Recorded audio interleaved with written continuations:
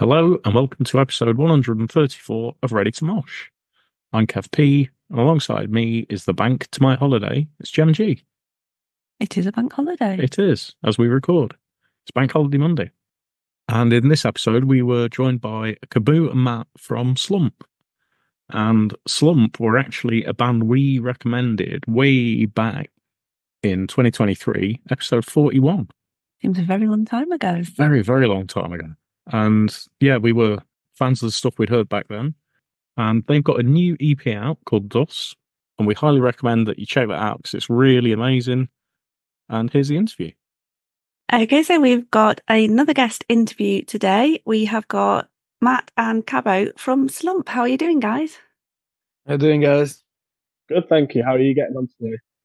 Yeah, good, thank you. So first of all, obviously, thanks for joining us. And first question for you really is, last time we saw you, Matt, it was in the press area at Bloodstock. So just catching up from that, how was your weekend? Certainly was.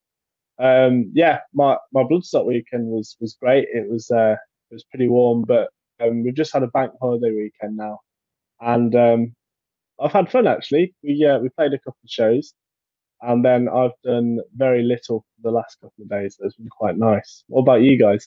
It's been good. Yeah, I've had some nice weather for once, so not been bad. How about you, Cabo? Well, very similar to Matt, obviously. We have played a couple of shows in West End and Stoke-on-Trent.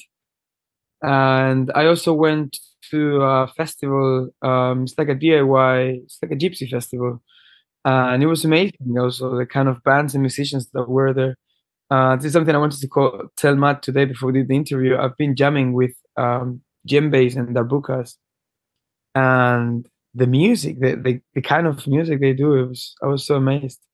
But yeah, that was like a highlight from my weekend. So, as we understand it, the band formed while you were watching another band in Munich. Is this true? Yeah, I had the idea to start Slump as a band as a result of watching Sleep when I was living in Germany. I showed one of my friends some songs I'd written, and those songs included Nothing More, included Vultures. Vultures has only just come out, so it all stemmed from that weekend. And I got slowly started to get the band together. It was only really when we met Kabu about a year after that that it really became an active band, and then we started to rehearse and played a few times before lockdown happened. But yeah, it all came from seeing someone else and deciding that it was the right time to start Slump as a band. And who would you say are your main influences as a band? Ooh. I would say like I said that Black Sabbath is a big one. I think I said it at the same time that Matt said it, actually. Black Sabbath, Alice in Chains, Down, definitely big bands for us. Yeah. But we also like Queens of the Stone Age and Corrosion of Conformity and lots of 90s Caius, a lot of 90s influenced bands. So yeah, they're pretty big for us. That's what we like to have on in the car and sing along to when we're going to shows. So you said that when you first kind of like started the band and you'd written a load of songs, is that kind of your process? Do you write the lyrics first and then kind of work the music around, or is it the other way around? If I'm writing at home, I like to do the music first. I think the lyrics always come really later on. So I guess I'm a guitar player first, really. If I can get some good riffs down and then get them sounding good with the rest of the band, that's usually when the lyrics come in. Sometimes it's pretty different, and I'll have a clear idea of what I want to sing about. But also, we do sometimes write a couple of songs by just jamming in the room. Like our new song "Buried" came about by that, by just kind of getting together and churning out some riffs until it sounded like a song. And we've got some new stuff that's doing that as well. It's always really fun to write that way, I think. And one thing that stood out for me as well with your previous single, Nothing More, was the artwork for it. Is that something that's done within the band, and do you always use the same artist? So with the art, we use a guy over in Indonesia who's just got this amazing like stoner cartoon art style, and I thought it would be good for us to use him again for this EP artwork and some t-shirts that we're doing. But yeah, he's got a really good style, and I think it suits Slump well. I mean, what would you say that, Kalu? Yeah. I mean, in this last artwork he's done for us, we did give him a really close picture of what we wanted, and he worked from that with the style that we wanted, but he got it like really good. But yeah, I think he's an amazing artist, and we probably will stick with him, I guess, unless we decide to be more spontaneous and creative, I guess, trying new things, stuff like that. I look at bands like Iron Maiden or Conan who have the same art style, and I think it creates a really strong visual identity for the band. Yeah, and definitely. that was my thinking anyway. Yeah. So I'm keen to keep it with this guy because I think he's really good, and it's a good visual form for what we do as a band. I feel, yeah, I like him. And you released Split as a collaboration with At War with Sun. How did that kind of come about to do the collaboration, and how did it work? Well, we've known At War with the Sun for maybe a couple of years now. Jono, the guitarist, put us on at Worcester Music Festival a couple of years ago, and we just stayed in touch. And he had the idea of doing a split EP with us. So because their songs are quite long, they just did one song, but we recorded that we wanted to release quite quickly. So yeah, in fact, Cabu actually helped record the Sun song in our studio space, which doubles up as our recording space. But yeah, it was just an idea, and we thought we'd stick with it and try and put some shows together for it. It was good fun. Like they're good guys, and we've done some things up and down the Midlands with all the Sun it's been good for us, I think.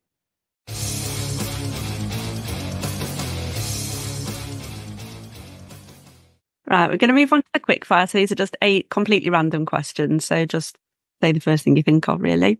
So first one then is, what would be your bucket list venue to play in? Bloodstock Festival main stage. Always a good shout. Underworld, London. Yeah, the Underworld. Yeah. And to be honest, something that I've been really thinking about doing is in a skate park. Yeah. It's a vibe to play in a band with skaters around. I mean, I skate, I love skating. But yeah, I don't know why no band does it. Like, is it so hard? Yeah. It's a good point. It used to be big on the scene, didn't it? Yeah, I think it would make sense, actually, wouldn't it? Yeah. And to be honest, I'll say one thing.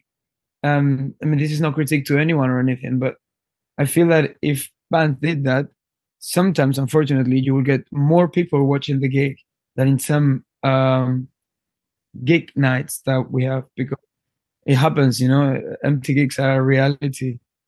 And I think trying it in a different way would be worth it. Do it this summer. Let's do it. Now we've made it official. We have to do it now. What was your best subject at school? History, I'd say. I was very good at maths. What are your favourite crisps? Favourite crisps. I've just had Knick Knacks nice and spicy. You cannot go wrong. If I'm getting my meal deal, it's usually them or something similar. I like spicy crisps. I think mine would be some Spanish crisps. They're like made of like virgin oil with salt and pepper, I don't know what, some spices, and they taste amazing. But I don't know when was the last time I ate them, to be honest. Which song do you wish you had written? Can you say that again, please? Which song do you wish you had written? Oh man. Song for the Dead. Oh. Mine would be Song for the Dead from Queens of the Stone Age. Yeah. Great choice. That drum intro, classic. If I could go back in time, like 55 years, and have written Black Sabbath before they wrote it, then I might have done pretty well. Yeah. I mean, I think they are pioneers of stoner rock as well. It's incredible. What would be your dream tour lineup? And you can include yourselves on it if you want to. What does that mean? Kind of, if you're putting on kind of a headliner and maybe 2 or 3 support bands for a tour. Okay. Gets to your Does own it have to tour. be from big bands or any bands? Do we It know? can be Any any band in bands. history. And it can be dead or alive. Oh, yeah, right. I would go. How many bands in total? It's up to you. Okay, let's put 5 bands. Because if I could, I would make 10, but there is no point in that. Right now, I think I would put as opening 4 bands, not necessarily in this order, but I would put Pantera, Nirvana, Soundgarden, and Queens of the Stone Age. And as a headliner, I would put Rage Against the Machine. I'd happily watch that. I'd be there for sure.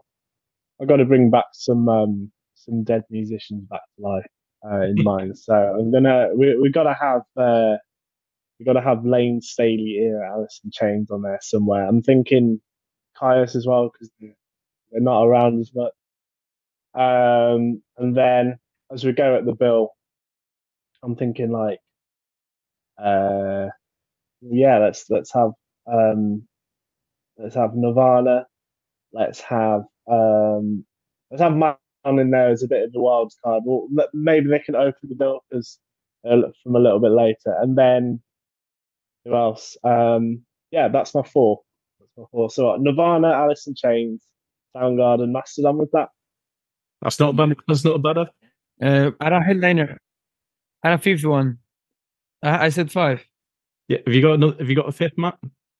My 5th. All right, go on then. We'll have Slump opening the bill because. Oh fuck yeah! I mean, to get the name out there. all right, I'll take that. Okay, so would you rather go driving in a car with Suggs, riding a bike with Freddie Mercury, or travel in a rocket with Elton John? I'll go on a bike with Freddie Mercury. You want to ride a bike with Freddie Mercury? Yeah, I'm going. Who was the first one? The first name that you said was The first one was to go driving in a car with Suggs. Suggs. He's the lead singer of Madness. Oh, oh yeah, I would go with Madness to be honest. I just discovered them like not long ago, like a month ago. Oh, okay. Oh, they're brilliant. Yeah, I didn't know them. I know it's bad; they're so big, but yeah. I used to listen to Queen when I was like 6 or 7 years old in the car. So yeah, I'd have to go with that. But no, it's a good question. I like that. What was the last meal that you cooked? Ooh. I like to do big bulk cooking, so I did like 6 or 7 portions of madras curry, and most of it just went straight in the freezer. But you know what? It was really good.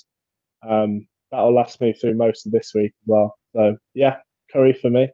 The last one I had cooked was actually a few days ago because I've been nonstop this weekend. I haven't cooked anything at all. I haven't slept at home.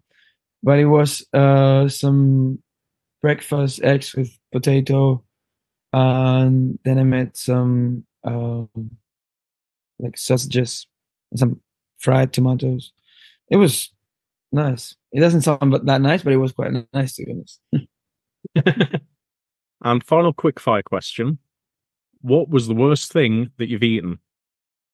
Whoa. You mean something you should have eaten, like food, or something that you shouldn't have eaten at all? Either. It depends on what you think it is. I don't know. I ate a spider once, but that wasn't, I mean, it was like a little spider.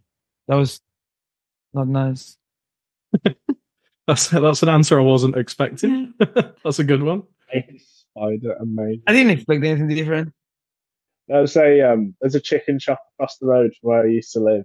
And I had a very long bar shift, and I went for like I don't know a chicken and chips, and it just did not agree with me. I'll say like the next day's shift was pretty long, and it would have been a lot easier if I'd have just gone home instead of to Roosters in Birmingham. I won't say which one, but yeah, I'm going that my answer: dodgy chicken and chips. Never again. Right, that's the end of the quickfire and all the random questions then.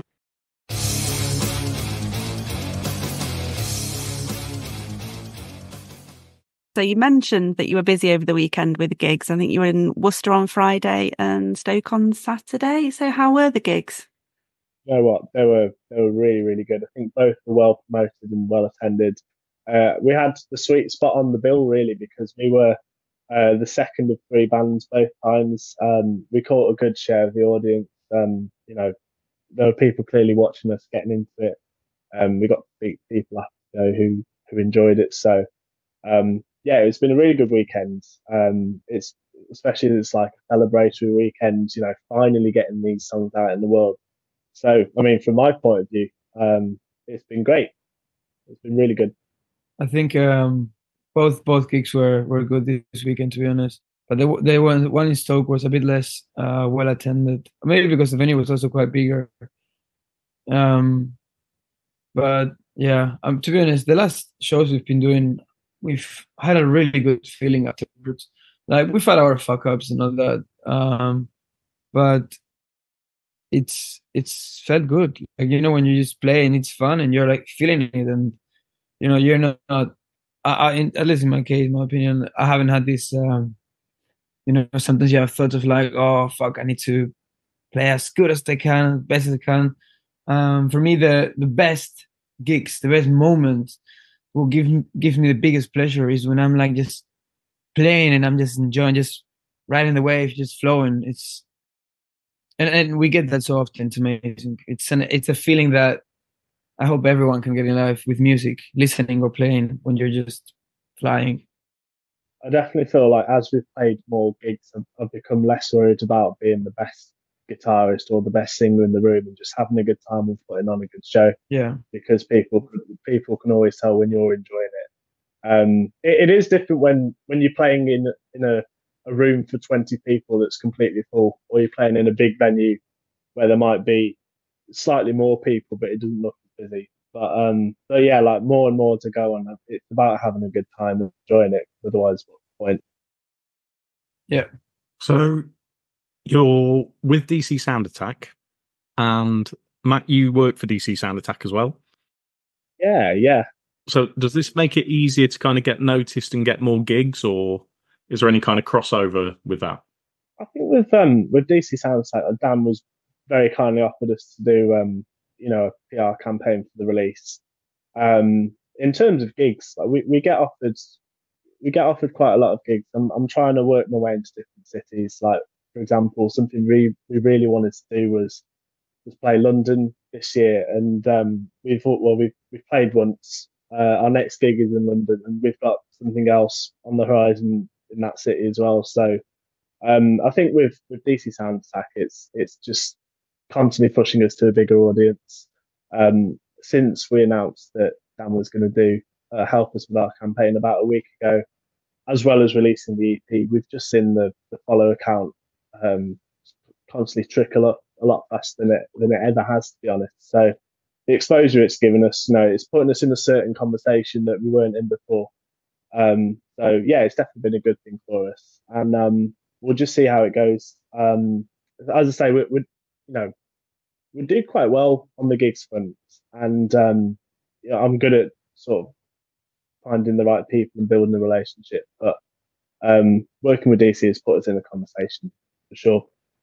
So the new EP Dust was released as we speak about 3 days ago now. We spotted quite a few good reviews online for it, but what's the general feedback that you've received been like?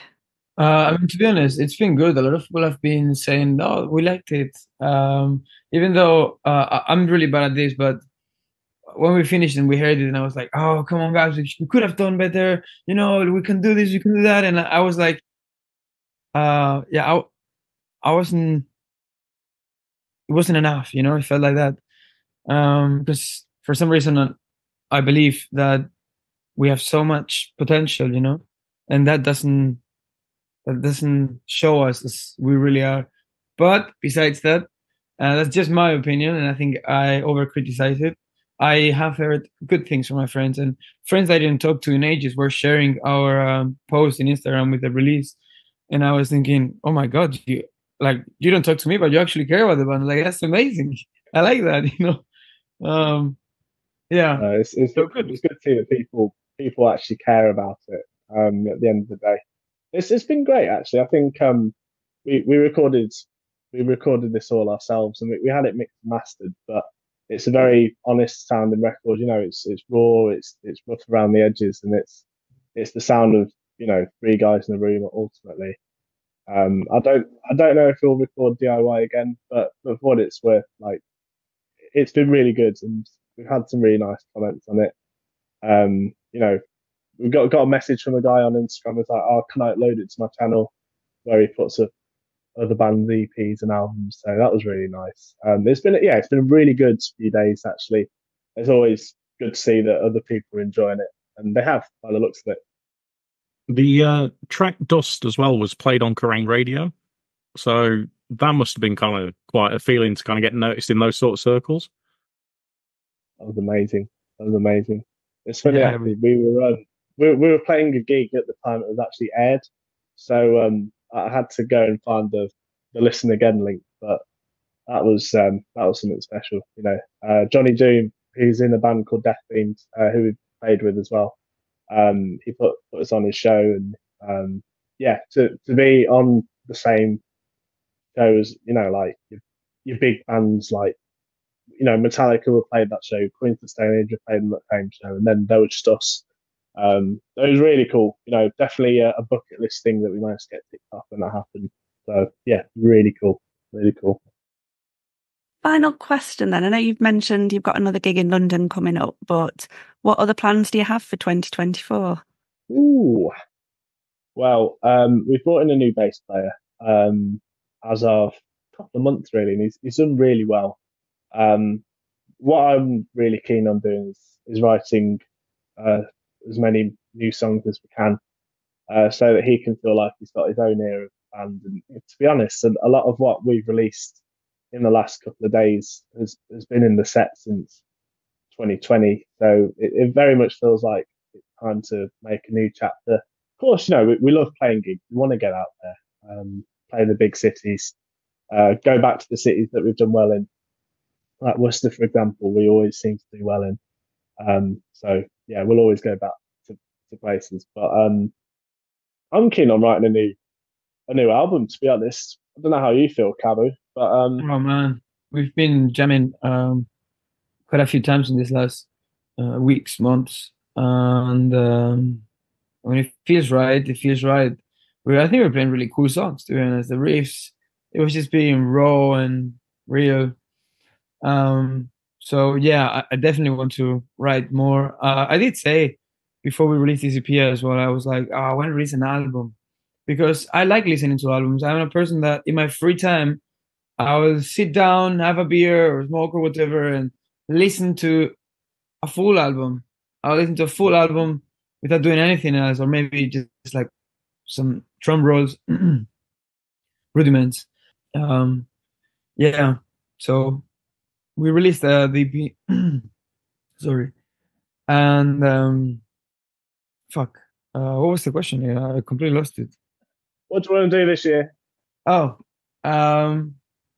we're not gonna release an album this year at all, but gig more and definitely have another EP's worth of material recorded and ready.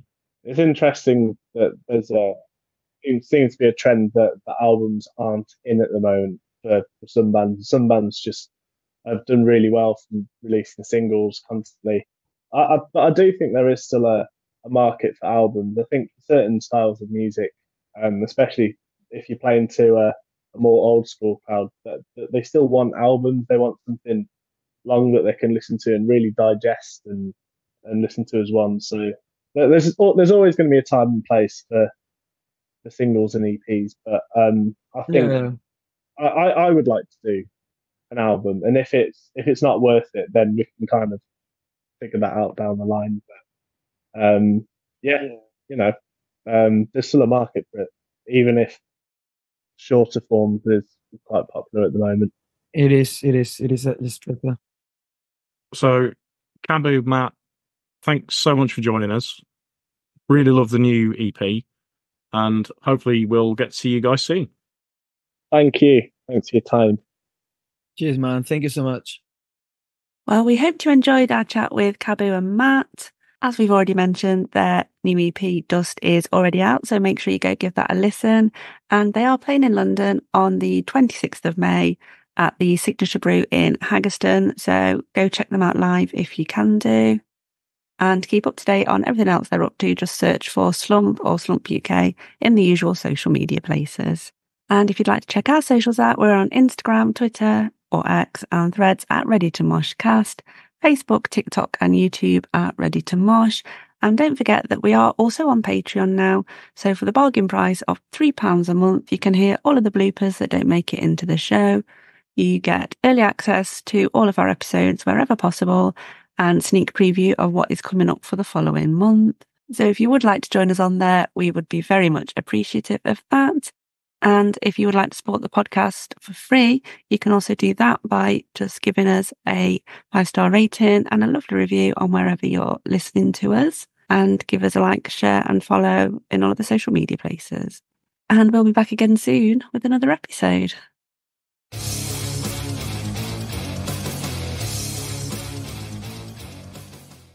Make it mosh moog.